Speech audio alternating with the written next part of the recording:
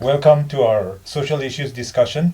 And today, at this moment, we are glad to have here again some of our old faces and some of our new guests here. Today, the issue we want to discuss or talk about is very recently a group of senior journalists, they visited Nagaland and they gave some very pertinent observations regarding the state of affairs or the state of our roads as well as the state of our society. They gave very pertinent observations and so we want to today discuss about why our people living in this land itself we are not able to speak up for our rights or express ourselves with regard to what is going on in our land or the condition of our land, the condition of our roads, etc. So before we do that, I would like to introduce our guest as well as our panelists over here. On my right, we have Mr. Kevi Seto Israel. He's the principal of Baptist High in Kohima.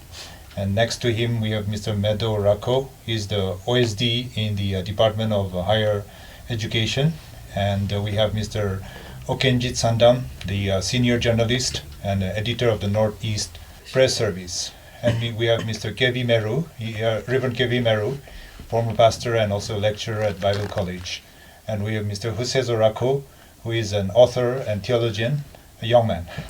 Thank you all for being here today once again. And as we discuss this topic, we want to get to know, perhaps firstly, about some of the comments which the senior journalists have given from Meghalaya. And we have Ms. Patricia Mukim, who is a senior journalist activist in Meghalaya, and she is the editor of the Shillong Times. And this is what she wrote. Dear people of Nagaland, you are a proud race with a unique history.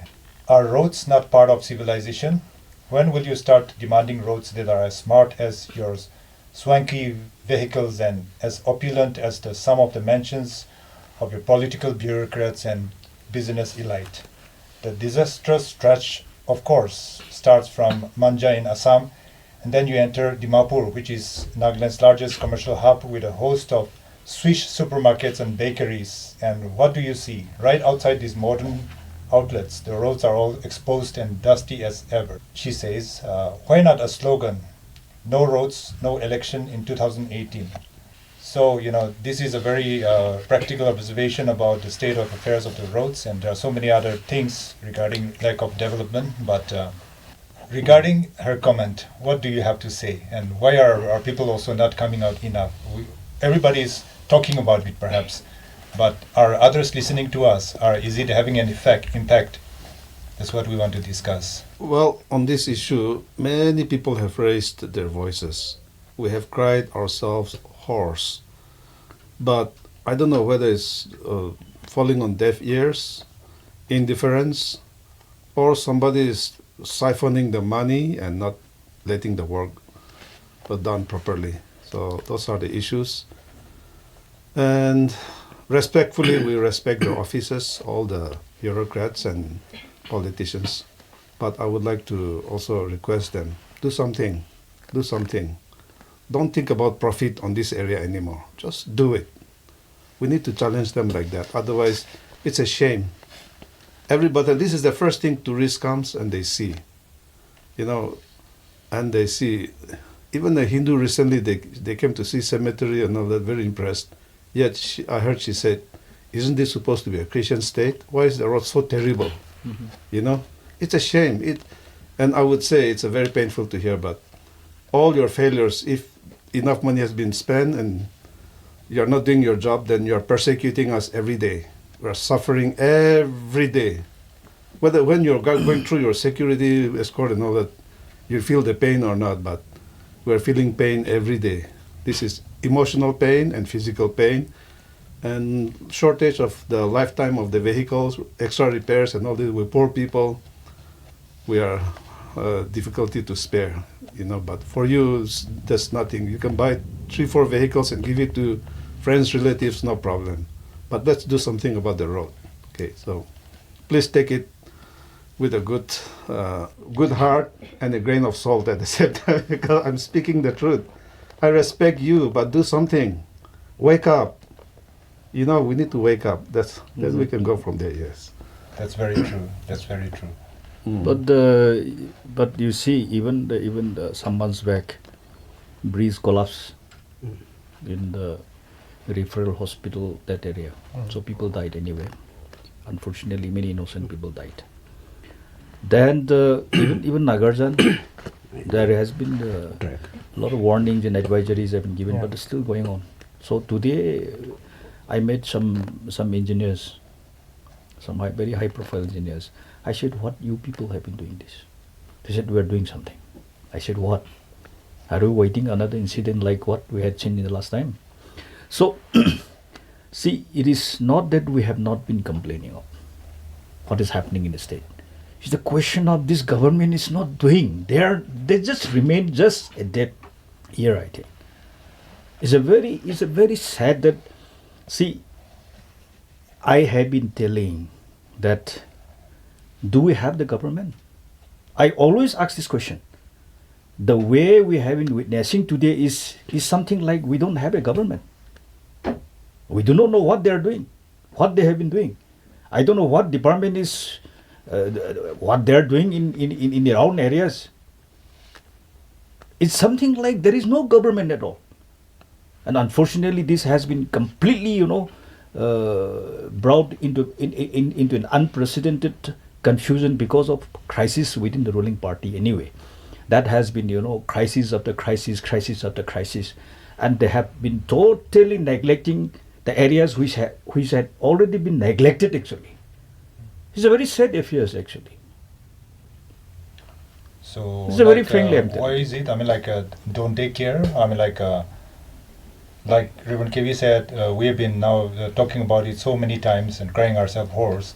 But is there no conscience, or is there no concern? Is there no, nothing? What action would be taken? No, Chief Minister, our Chief Minister, Mr. Chief Minister has been telling in every function that we have a very pathetic road condition. It's a mission. I think beyond that, what can we do? That is now people have to come up. Why we are going to allow a government which cannot deliver goods to the people? At least people have to decide. The stage has come to that stage. To that pass. What Patricia has commented also indicates that we have not elected the right government.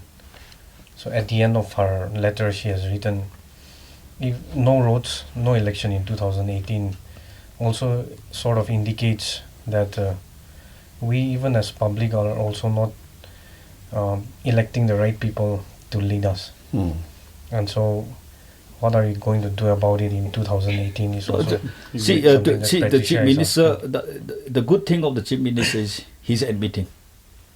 He's not trying to defend or trying to justify why the pathetic road has been in Nagaland. He has already admitted. Even yesterday in Joniboto, he has admitted about the road conditions. Now, what we are going to do is that because of this road issue in Nagaland, and I had never come across in my life as a journalist to this condition, what the people have been undergoing through. Now, in the next election, this has to be the major issue. If people are not going to give an answer to these leaders on this condition, I think something has gone wrong in the mindset of the That's people. what I also think, despite the state of affairs and the state of the roads, if we keep on selecting the same leaders, then what is the state of affairs of our people? What is the mindset, that simply shows that our people are also only after money, the public. That's why money rules. So that's a very sad state of affairs if we continue in the same way. And in fact, she has quoted another quote, but before that, Usezo, please say something as a young person. In supplementing of the quote that the journalist has quoted, if no road, no election. I think the quotation of Napoleon can rightly supplement it. Napoleon has said that the existence of evil in the world is not because of the existence of evil people or corrupted people, but because of the silence of the good people. So rightfully, in our generation today, many young people or many so-called concerned people are coming up and voicing out the truth. So I think to bring a change, we need to have a platform also where the common people can voice out their cries, also to the government also, and so that I'm sure even the government is trying to do to bring a change in their society. So they should also hear the cries of the common people. So that way I can. Actually, you see, now, as I said already, that the Chief Minister has already admitted the very, very pathetic condition of our roads in the state. That is the first thing we should appreciate him. Now, yes, I have been sharing something in the social media. He has invited 11 bloggers to have breakfast. Okay. So I also said that I want to have breakfast with people who are having different opinion with me, not the people who price with me. Now, the Chief Minister, I said already, we have lots of bloggers in Nagaland, and you have selected 11 who have been pricing all the time good for you. You will not get anything out of this. He should invite people who are extremely critical of his functioning and share with them why you are critical of my functioning. This is what I have been telling. Yes. So Chief Minister has, I do not know whether he was ignorant. It would have been different kind of presentation. He would have learned a yes, lot. he learned a lot. Yes. So that is what I said. I want to have a breakfast with people who have a different opinion with me. That is a very good thing. Now, Chief Minister is coming to that stage, whatever the case may be, out of ignorance or inviting people who are praising him, whatever the case may be. It is also a good sign anyway. So the first thing is that Chief Minister had officially launched his social media platforms. Yes. This is also a good thing. I know that out of all those comments, 90 to 95% are all negative. Okay, only That's 2 what we have 3% heard. were speaking good of it. It is still good. He could bear, he could read, and he was telling at one point of time when we were interacting, "Hare, I thought social media is something good, so I just opened, but everything is negative is coming to me. So I thought I decided sometimes social media is not for a politician." I said, it's wonderful. But at least he learned a lot. So he started telling so many things after seeing so many things. Don't say that to Donald Trump. Okay. Social media is not for politicians. Okay, that's good. So, Twitter. so Twitter anyway, tried that to- is, I think that is something positive is coming out. People, criticism should be appreciated actually anyway. Yeah, That exactly. is. This is because of, I should say, ideological bankrupt. Our Bankruptcy. people, Yes. yeah, bankruptcy. Our people used to think, I should say our legislators, our leaders, lots of money from Delhi will solve our problem. That is why they personally go to Delhi with our attires, present to the. I think it's a very shameful thing, because money, the amounts of money is not important. How best we utilize, that is more important. For a terrorist, there is no religion. So also for a corrupt politicians, there is no political party. From oppositionless to partyless government. I think we have to understand whether they really have the manifesto for our people to bring changes for better. In a corrupt society, laws are like spider web. It catches small insects, but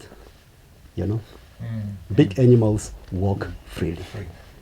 So you see, law doesn't work without moral obligation.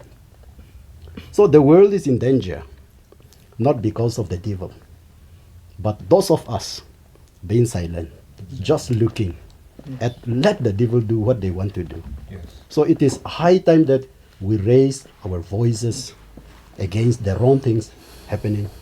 We're so fortunate to have some elderly whistleblowers in our society. Our society has gone to such a bad shape. I think in 90s, you kill somebody and you justified the purpose of killing in the paper. I think we have gone down to the worst, the darkest spirit.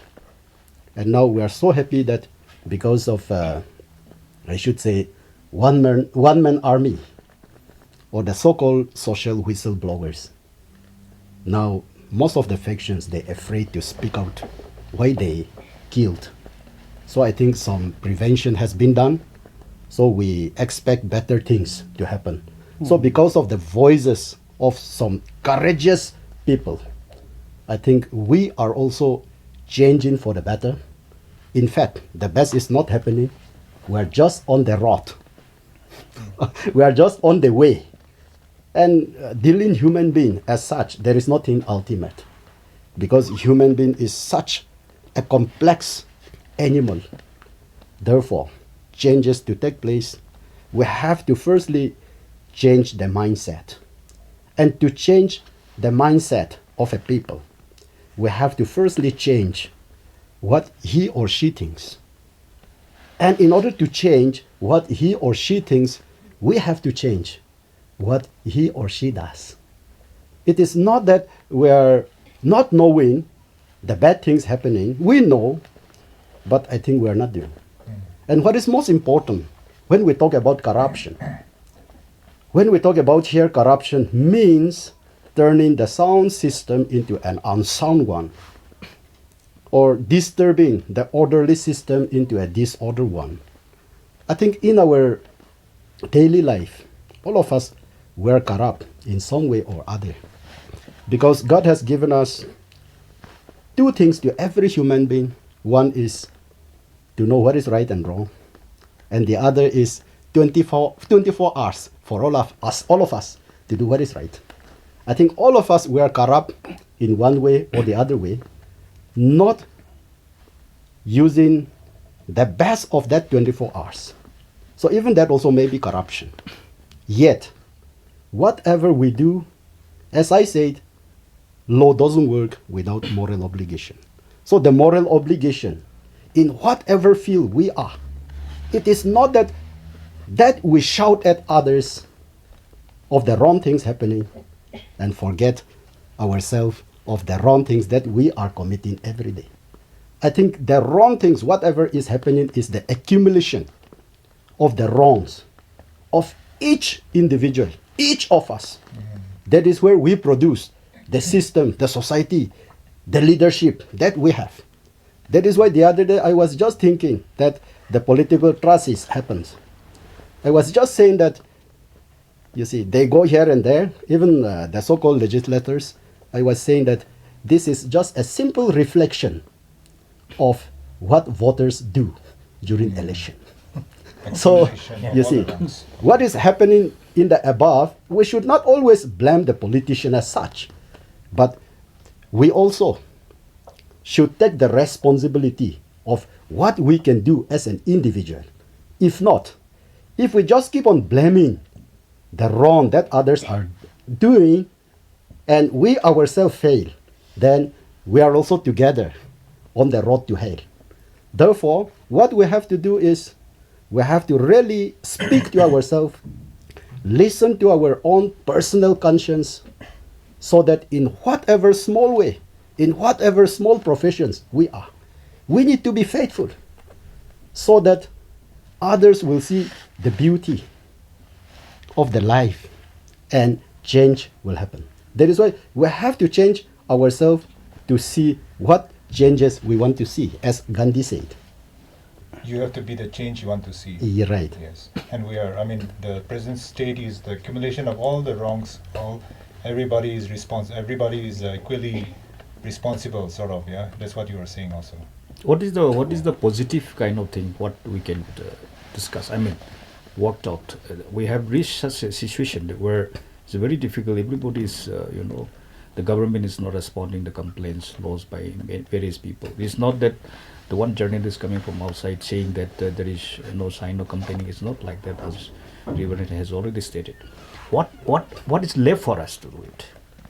Well, I've been told, and I think it's true, as far as road network connections, Nagaland is very good, very excellent. It's just that it's not paved, keeps falling. Also, one thing we cannot really put blame on contractors and government too much is that our land is very soft.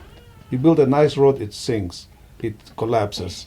All these kinds of things happening, and so we have to leave room for that. But on the whole, even if we cannot take care of the Dimapur and Kohima, it's even in the heart of the city itself, it tells us that something is very corrupt, very rotten to the core. And it's as if they don't care, you know. I was, frankly, I tell my Angami friends, Kohima village people, why don't some core party just contribute money and clean up the Don Bosco gate area? There's so bad problem. Don't wait for the government, and get an engineer and give the youth the chance to work. Let them earn some summer money or something like that. I challenge that. But sometimes we have to think outside the box. I think individuals, those who are very rich and very comfortable already, give some money and do it. Don't wait for the government. That's what I think. Or if they want to clean up Kohima like that, I would like even to say, give us some supervisory job. I would like to see, and I'll volunteer. Up to that point, I keep thinking, but that in government they say you have to rule this and all that. So that's a different story. Also thinking outside the box, I would challenge the governor, if that can be allowed. Take up a road project, you see to it personally and do it while you're governor, and let the Nagas think that you have done a good job. Any politician, any political group, during their administration, if they clean up roads very good, the people will sing their praises for years and years and years to come. But that they are not getting it. Yes, yes. They think it's just about taking power and ruling and taking the money and, like that. Like Do something for the people. A certain private contractor, he has made a road 2 years back, and Yes. it's still lasting very well all the way to. Yeah, I forgot to mention those things. Very It's much. there, some are there, yeah. More should come up. Yes. But Exactly. you are saying that the system is now rotten to the core, Yes. and also we are now talking about roads and lack of development. And so again, I want to make a quotation. It's about roads again, by Sure. by Miss Patricia Mukim. She says, how are people going to come for the Hornbill Festival when you are stuck for over 1 hour in Dimapur, inhaling the dust on a road that is non-existent, and with no traffic police in sight? It is like being penalized for choosing to come to Nagaland. What a pathetically decrepit system. And that people chose to be mum, passive onlookers, puzzles me no end. This is moral and ethical degeneration at its worst, she said. Is this also because Dimapur is no longer under the control of the Nagas? So there are so many points here, but again, talking about road and the pathetically decrepit system, and why we are so passive onlookers to these things going on. So this is actually part of what we want to discuss. Very, very sad. That is why people say that there is no road in Nagaland. They say that these are all riverbed. So many jokes are going Yeah, on. it's going on. Really. And anyway, we are fortunate to have a concerned, I should say, lady who commented on us. Because when we talk something about ourselves, you see a group of people will start thinking this and that. Yet, outside us, somebody, telling about us, I think we should take it as a privilege to really understand and pass on this message even to other people to know this. Now, as I said, I don't mean to protect the politician as such. The politicians or the leaders as such, they should take the major share of the problems, what is happening.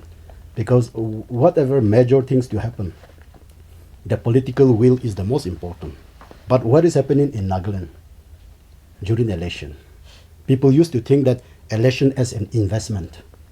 That is why I was just saying the other day that when we examine the wealth of the past legislators, politics happens to be the best and the lucrative business for people to become rich in no time. So now, why people are contesting is they don't have any principle, they don't have any proper agenda as such to uplift, to develop.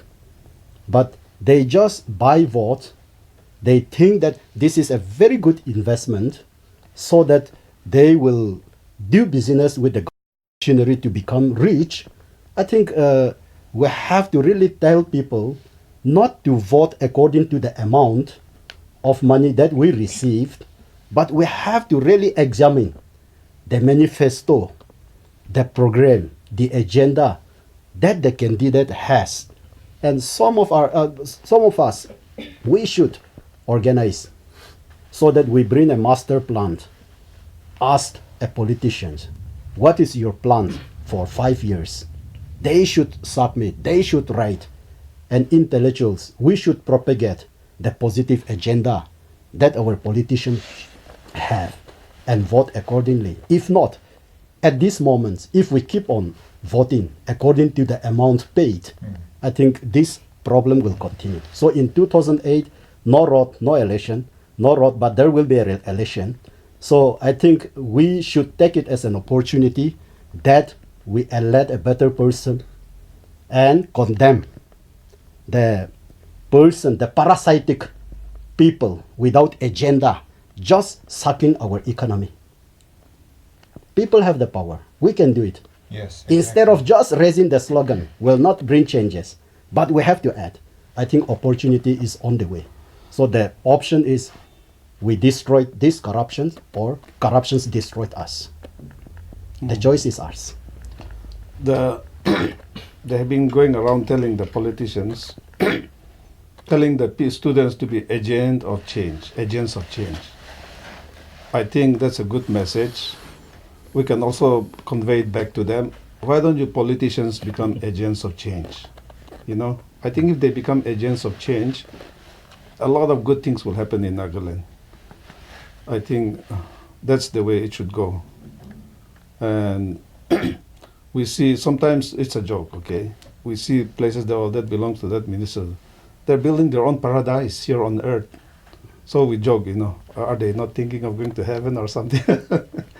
They build paradises here and there. Very beautiful. All the best facilities the world can afford. That they can get, it's there. So they can give, it's up to them. They can give their sons, daughters who are not working, cars, land, houses like that. It's just like giving Christmas gifts. I don't know where they get them. That's not my issue. But if they can do that, why don't they do something, dedicate themselves? Okay, I got enough money this time. I will dedicate this term. I will dedicate myself to helping the people. You know. So that's the situation. Also, the tribal representatives here from northeastern area and all that, they're not holding their representative to the fire. Because the road is terrible, nothing is happening. But they just, I don't know how they're tricking them to keep electing them like that. So I feel sorry for those who are outside Kohima and Dimapur. Actually, manifesto. Now I started thinking, like supposing, say, we have 4 months to go to election. As expected, see, Prime Minister will come. He will only speak nonsense on Naga political issue. I'm telling you. Whatever they've been saying for so many Yes. years. And Same thing he same will say. manifesto. So Every I party, said, I have every already election. stated in my write-offs, I said, when Prime Minister comes here for conversing for their party candidates, don't allow him to misuse Naga political issue anymore. Okay? Right. Naga people should not allow Naga peace process to be used as a vote bank anymore. Instead, we should ask him that to give more hospitals, more colleges, more universities, more engineering colleges, more technical colleges, roads. more employment, more roads, which he had already approved and sanctioned, national highways I mean. This we have to do it because we are so much obsessed with the political issue. Because political issue will go its own way. Why in the election? They have been making mockery of Naga political issue in every election, I'm telling you. Whereas the public have to eat, drink, Yes.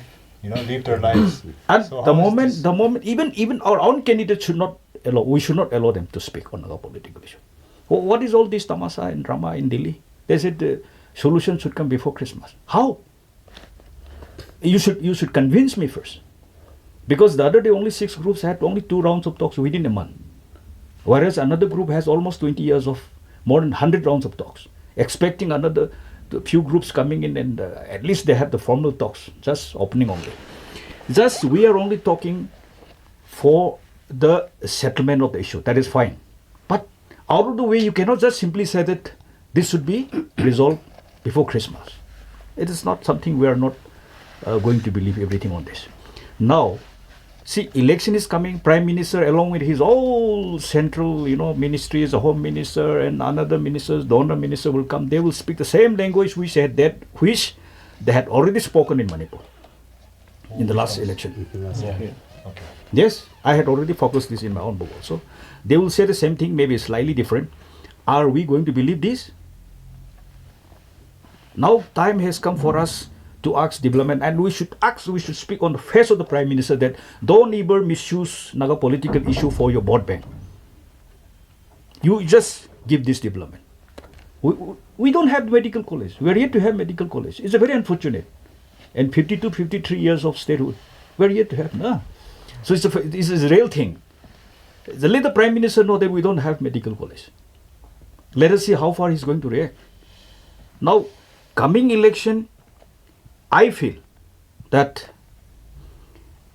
our youngsters should not take a single paisa from any candidate. Can we do that? Then there will be a difference. Forget about manifesto and other thing. And I think we have to do something. It is not for the sake of talking. We have to do something for the future. Because there is no future for us. If we go on like this, I don't see that any bright futures of our younger generation, I'm telling you. Not only other journalists, but church people also, those who have lived here many years, they say that they are observing that Nagaland is a failed state. Yes, So that's all. if we continue in this same state, then should we become another banana republic or a place where nothing runs? So I mean, it's a very sad state of affairs. Would you be having any other outside comments from outside, like from journalists from Manipur, for example, about? No, they see what they have been telling when we started talking something. They said, good. Yes, let the Prime Minister come. We have been telling that the people of Nagaland should wake up and tell to the Prime Minister that you should no longer use Naga political issue for your vote bank. When we said so, they supported. Because it has become, it is not only something, we all become victims of something. See, it is not for solution. It is just a gimmick. It's a political gimmick, I'm telling you. Why have they been using the same gimmick for so many elections on the past? That is why we said, why do they, yes. What do they see to gain I think from it? perhaps we have an ignorant public, bankrupt intellectuals, corrupt politicians, ignorant public. These three factors have destroyed the society. Well, bribe public, Yes, bribe. Now, this has destroyed the society. Bribe. Right, it is and the it is ignorant public. high time we have to tell our people what is exactly the meanings of sovereignty. When we talk about sovereignty, there are four elements of a nation state. The first is population, territory, government, and sovereignty. So here, when we talk about this territory and population, it is something material, concrete. But then this sovereignty is a spiritual concept. It is how this sovereignty here, sovereignty means the power of the government. So people elect the representative to form the government, and the government supposed to look after the population by making use of the territory, whatever resources available for the welfare of our people. And that is why Amartya Sen has rightly written a book. He said that development as freedom. So when we are talking about freedom, there are two types of freedom. One freedom is you just do what you want to do, and you lost your freedom at last. That is why there is a quote saying that you are free to choose your action, but you are not free to choose the consequences of your actions. So now every action has got a consequence. When we talk about sovereignty, I think many of our people, they don't understand. We talk about honorable and acceptable solutions. When we talk about honorable and acceptable solution, when it is honorable, acceptability is not a problem. And how do we define this honorable? When we talk about honorable towards our solution, honorables means only three things for our Nagas. Number one is we talk about letter to Simon Commissions, 1929, about our independence. That letter is important. Number 2 is declaring our independence on 14 August, one day ahead of 1947. And the last is we talk about that plebiscite, 16 May 1951. So now when we talk about honorable, we have to fulfill that aspirations of our people, the leadership, who, at least let our people to let that history happen. So now, as you rightly said, you see, honorable, when we define, there is no honorability as such. We don't see any honorable settlement to come about at the moment. So I think at the moment, we have to, postpone talking about this. And we have to think, we have to really discuss what is this status of statehood. We have to understand, because even this status is no joke. The status of a statehood in India is maybe better than so many Southeast Asian countries. So now we have to really respect that even statehood, there is sovereignty in it. If not, we started saying that this is just something and we misused. And then in the process, we destroyed ourselves. Whatever development we do here, that is for our people. Whether independence or statehood, this belongs to us. We have to understand. If not, we started thinking that we will corrupt as long as this statehood exists, and we will start doing right when we get our, sovereignty. I think that is the wrong thing which our people, started thinking. That is why settlement as such, that is not important. When our people are not united, what is the use of settlement at the moment? We need, firstly, emotional, cultural unity. Political parties, they talk about, unifications. When all this 6 group of people, means factions, coming together, the political party, they divided themselves and they started fighting. And I do not know how our people are going to make use of the 6 MPG group. I think this is also very important, that we should not, we have to avail the opportunity for our people. The 6th group also very important. That is why, as you have rightly said, that settlement, only 2 rounds of talks cannot bring any settlement as such before, because the struggle is very costly. Therefore, we should not just, for the sake of peace, we should not settle it. No. We have to really think the institutional ideology for which we struggle for should be propagated in the right manner, should tell people that this is sovereignty as such, and we are for this. So whatever has been also earlier given to us, we need to develop it and make it work, right? And it should not be not working. It should not be a failed state, but it should be a working state, developed Exactly. state, right? One thing I was surprised to hear was that one political group who's receiving a lot of money in the form of tax, they said, development should come after we get our sovereignty, something like that. I think that's wrong. Their personal sovereignty. We should be developing right now. After that, if we're not careful, we think once we get independence, it'll be la la land. No, there will be civil war. I tell you, there will be civil war if we're not very careful. So we have to be very careful. One party think they can control everything. No, Nagats are very rebellious. There will be civil war. That's why we have to be very careful. Maybe that is why up to now I cannot say that theologically, but God is protecting us. We are praying. Many people are praying. Yes, many people have died. We salute them and we thank them. We respect their legacy they've given us, so we're benefiting. But at the same time, and biblically, Israel split into 2 as a judgment. And then Assyria took one, Babylon took one. Then they were brought back to the land after they repented. Well, for us in our situation, we may not be exiled, Jelabahar, but I think something is not happening right, because either arrogance or lack of unity, or maybe we're not quite ready. I don't know. the ins and outs, the implications of all that. But I so a think- perspective I'm yeah. sharing. but nevertheless, I think I feel that we should work and we should try to really see that good things coming, because we cannot simply go on like this. That is why I said we should stop Prime Minister using Naga political issue while conversing for vote bank, because we have to come to certain stage, because we have seen the way he had made mockery of the political issue. That is why we are expecting the same thing. That is we have to ahead.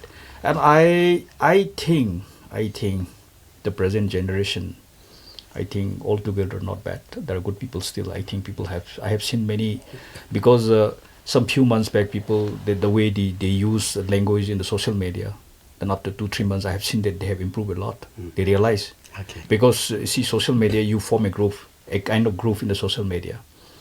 I mean the Facebook, whatever. You say that only Nagas, for example, only Shumish. Okay. I mean, that is somewhere we also win. See, social media is a social platform, and that you have created, and somebody is just coming and started giving even the good stories or something, your good ideas to be debated. They did not like to see that, just because that is not a Naga. I think we have to come out of that negative kind of thing. Exactly. Unless, see, today that Pratiksha Mokim, Yeah. she's from outside. She had really stirred our minds today, because she's from outside and she knew it, and whatever she had given any comments on our condition, it should be always taken note of it, because that is unbiased in any way. So I think I have seen that it's a very painful thing sometimes that that kind of mindset still we have, or among the educators. We should get out of that if we really want to bring changes, I'm telling you. And I think changes are taking place. That is a very good sign for us. We should always think for positive. I appreciate your point that Modi is very good in slogan. He even used the word Kuknalim. That thrilled a lot of Nagas there. When they came to heart, I noticed that. And also we are also fortunate to have a person who is not a Naga, but he's like a Naga here, and he gives pertinent observations Yes, like Okenji. that's good. Yes. He's more Naga than many Nagas. I should say. I think, well, Modi should not use that. That's a good point. But we cannot prevent him from using that. What we need to say to the public is that don't be swayed by it. Don't buy that. Don't buy that slogan. Don't buy it. Don't believe it. That's all. So, yeah, we should all go in for positive development slogans, better roads, Yeah. slogans exactly. by our leaders. And so I think we have discussed at length. So thank you all for all your observations. And we hope that our viewers have also learned something. We thank you. Amen. Thank you. Sorry, I think I gave you 2 chances. No, it's only. Yeah. Thank you, though. Yeah. Sometimes issues are in our I think heart. we Well, do have not know how say that. to make use of your time. No, Sorry no, for that. it's okay. You spoke your mind. You How gave many some minutes? analysis. 40 You or give 45 very sharp observations.